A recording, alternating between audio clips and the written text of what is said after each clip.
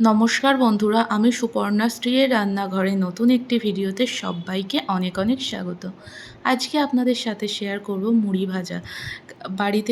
আমাদের বাড়িতে কিভাবে মুড়ি ভাজা হয় সেটিই শেয়ার করব। প্রথমে ঘরোয়া চাল দিয়ে আমি মুড়ি ভাজা দেখাচ্ছি। এই ঘরোয়া চাল একটু বাজারেও কিনতে পাওয়া যায়, দেখবেন একটু শক্ত যে মুড়িগুলো হয়, আর খেতে কিন্তু ভীষণ ভালো হয়। এগুলো বিশেষত এই এলাকায় চাষ করা হয়। দোকানে দুটোই পাওয়া যায়, একটা ঘরোয়া চাল আর একটা লাল চাল। দু রকমের চালে কিন্তু মুড়ি হয়। যেটা ঘরোয়া চাল, সেই চালটা দিয়েই প্রথমে মুড়ি বানাচ্ছি। আর এখানে আমি 2 কেজি চাল নিয়ে চালটি খুব ভালোভাবে ধুয়ে সামান্য জল ঝরিয়ে নিয়ে প্রথমে উনুন ধরিয়ে কড়াইতে সামান্য পরিমাণে নুন দিয়ে আমি এই রকমভাবে নাড়াচাড়া করে নেব প্রায় 20 থেকে 25 মিনিট। কারণ এই সময় এই চালটা কড়াইতে অনেকটা সময় ধরে নাড়াচাড়া করে গরম করে নিতে হয়, তাতে মুড়িগুলো সুন্দরভাবে ফোলে। তাই এই সময়টাতে খুব সুন্দরভাবে 20 থেকে 25 মিনিট উনুনের আঁচটি একদম জোরে দিয়ে কিন্তু চালটি ভালো করে গরম করে নিতে হবে। আর আমি যে জিনিসটা দিয়ে মুড়ি ভাজার রেসিপিটা দেখাবো, প্রথমে গরম করা হয়ে গেছে, চালটি ঢেলে নিচ্ছি, নিয়ে সুতির কাপড় ঢাকা দিয়ে রাখবো যাতে এই চালটি ঠান্ডা না হয়ে যায়। আর এই যে আমরা নারকেল কাঠি 1 হাত মতো সামনের দিকে আর পিছনের দিকে সমানভাবে কেটে হালকা একটু সুতো দিয়ে বেঁধে এরকম আঙুল দিয়ে চ্যাপ্টা করে ধরে কিন্তু এই মুড়িটা ভাজতে হয়। দেখুন প্রথমেই, আর এই মুড়ি ভাজার জন্য আমি সাদা বালি ব্যবহার করব। যে কোনো মুড়ি ভাজার ক্ষেত্রে সাদা বালিতে মুড়ি কিন্তু ভীষণ ভালোভাবে ফোটে। এখন ঘরোয়া কাজের জন্য সাদা বালি প্রায় সবসময়ই দেখা যায়, তাই সেখান থেকে কিছুটা পরিমাণ বালি নিয়ে ভালোভাবে জলে ধুয়ে রোদে শুকনো করে ভালো কিছু জায়গার মধ্যে রেখে অল্প অল্প করে মুড়ি ভাজার জন্য ব্যবহার করতে পারেন। আমি অল্প পরিমাণে সাদা বালি নিয়ে গরম করে নিয়েছি, তারপরে একটি চামচ নিয়েছি, চামচের 1 চামচ করে চালটি সাদা বালির মধ্যে দিচ্ছি। যে নারকেল কাঠিটি সমানভাবে কেটে নিয়েছি সেই কাঠি দিয়ে নাড়াচাড়া করলেই মুড়িটি একদম ফুলে যাচ্ছে। তারপর অল্প অল্প করে তুলে নিচ্ছি। এটি গ্যাসের মাধ্যমেও, ওভেন যাদের আছে তাতেও করা যায়। ওভেনের বড় দিকটার মধ্যে মুড়িটি ভাজতে হবে, কারণ এই মুড়ি ভাজার জন্য আগুনটি একদম হাইতে রাখতে হবে। তাতে কি হবে, মুড়িটি সুন্দরভাবে ফুলবে। আর এক সমানে জালটি পেলে মুড়িটি খুব ভালোভাবে হয়।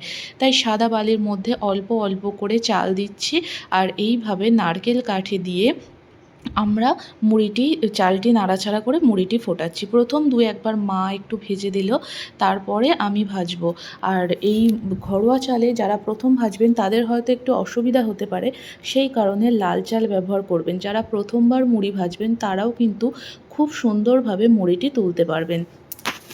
সাদা বালি এখন সব জায়গায়ই প্রায় পাওয়া যায়, আর এই নারকেল কাঠিটি আমরা ব্যবহার করি ঝাঁটা বানানোর জন্য। সেখান থেকে খুব সামান্য অল্প একটু কাঠি, যেটা হাতের মধ্যে ধরতে পারবেন সহজভাবে, সেই রকমই 1 মুঠো মতো কাঠি নিয়ে 1 হাত সমান করে সুন্দরভাবে দুদিকে কেটে এই রকমভাবে বানাতে পারেন। তারপর সাদা বালির মধ্যে অল্প অল্প করে দেখুন আমি চালটি দিচ্ছি, আর এই কাঠি দিয়ে নাড়াচাড়া করলেই মুড়িটি সুন্দরভাবে উঠে যাচ্ছে। ঘরোয়া জিনিস দেখবেন যেমনই হোক খেতে ভীষণই ভালো হয় কেনা দোকানের থেকেও। তো আমি ঘরোয়া চালের মুড়িটি ভেজেছি। দেখুন 2 কেজি চালের মুড়িটি একদম সরু সরু আর একটু শক্ত হয়েছে, কিন্তু এই মুড়িটি খেতে ভীষণ ভালো হয়। কারণ যারা কিনেও খান তারা দেখবেন এই ঘরোয়া চালের মুড়িটির টেস্টটা অন্যরকম। তবে যারা খেতে পারেন না তারা হালকা মুড়িটি খেয়ে থাকেন। তো মুড়িটি খুব ভালোভাবে হাত দিয়ে ঘষে ঘষে ভালোভাবে চেলে নিতে হবে যাতে কোনো রকমই বালি না থাকে। তাই আমি একটু চালেনি নিয়েছি, এতে ভালোভাবে মুড়িটি চালা যায়। যারা মুড়ি ভাজে তাদের কাছে এটি থাকে, তবে সবসময় সব ঘরে থাকে না। এই রকম ছাঁকনি ব্যবহার করতে পারেন, এতেও কিন্তু খুব সুন্দরভাবে বালিটি ঝরে যেতে পারে। তারপর দেখুন এটি ঘরোয়া চালে মুড়ি ভাজা দেখালাম, আর এবার দেখাবো লাল চালে মুড়ি ভাজা। যে কোনো দোকানে মুড়ি ভাজার জন্য লাল চাল বলবেন, দেখবেন খুব সহজেই কিন্তু এই লাল চাল পাওয়া যায়।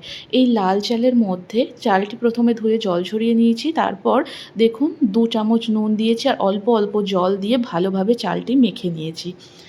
ভালোভাবে চালটি মেখে নেওয়ার পর তারপর উনুন ধরাবো, ধরিয়ে আবারও ওই যে নারকেল কাঠি দিয়ে নাড়িয়ে চাড়িয়ে, আর এই লাল চালটাতে সময়ও কম লাগে, 10 মিনিট মতো ভালোভাবে নাড়িয়ে চাড়িয়ে নিলেই জলটি শুকিয়ে একদম দেখুন ঝরঝরে হয়ে যাবে, আর চালটিও খুব ভালোভাবে গরম হয়ে যাবে।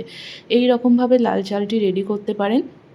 যে কোনো চালের দোকানে এই লাল চালটি পেয়ে যাবেন মুড়ি ভাজার জন্য। এটি খুব সহজে ব্যবহার করা যায়।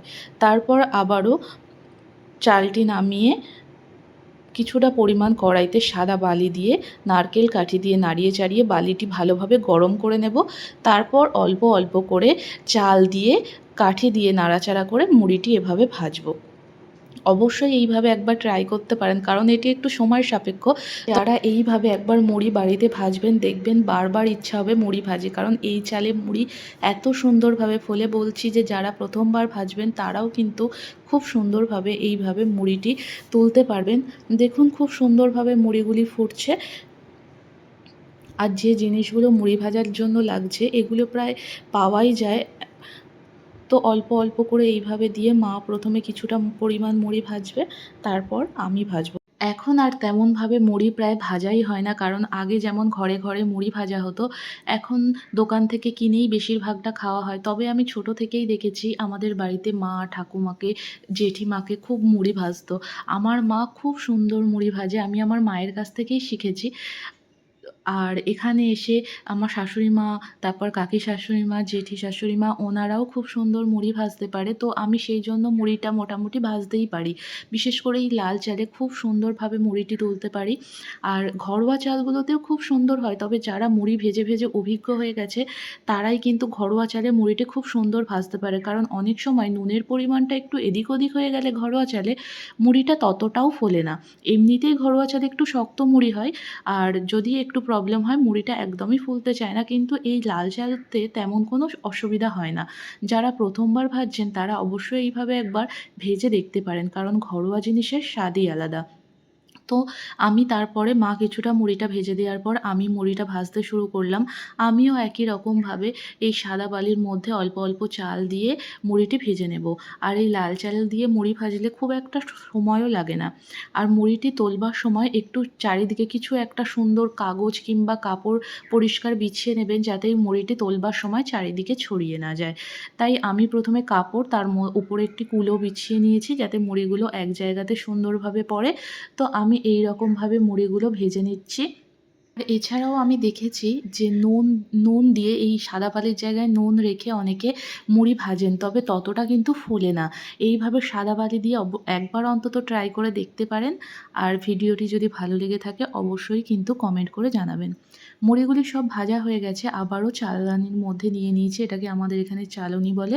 তো এর মধ্যে আমি মুড়িটা দিয়ে হাত দিয়ে ঘষে ঘষে ভালোভাবে নাড়িয়ে চাড়িয়ে চেলে নেব মুড়িগুলি, যাতে কোনো রকমভাবে বালি না থাকে। ভালোভাবে সুন্দরভাবে চালা হয়ে গেলে ড্রামের মধ্যে ভরে নেব। আর মুড়ি খেতে কারা কারা ভালোবাসেন অবশ্যই কিন্তু কমেন্ট করে জানাবেন। আর দেখা হচ্ছে আপনাদের সাথে পরের কোনো ভিডিওতে।